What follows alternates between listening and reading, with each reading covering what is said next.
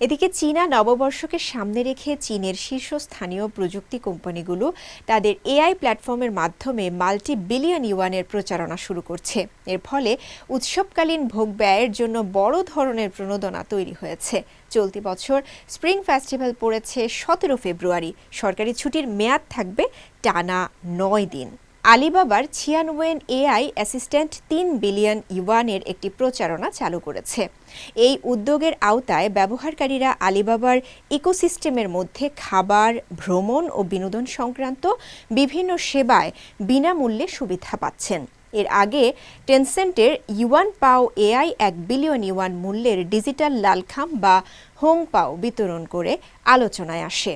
এই ক্যাম্পেইনের ফলে অ্যাপ স্টোরে র্যাঙ্কিংয়ে শীর্ষে উঠে আসে ইউয়ান পাও।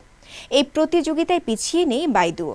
তাদের ওয়েনসিন এআই 500 মিলিয়ন ইউয়ানের তহবিল নিয়ে নিজস্ব ডিজিটাল হোংপাও ক্যাম্পেইন চালু করেছে। বিশ্লেষকদের মতে এই ধরনের বড় পরিসরে এআই ভিত্তিক প্রচারণা শুধু প্রযুক্তি খাতে প্রতিযোগিতা বাড়াচ্ছে না, বরং স্প্রিং ফেস্টিভ্যালকে কেন্দ্র করে ভোক্তা ব্যয় ও ডিজিটাল অর্থনীতিতেও নতুন গতির সঞ্চার করছে।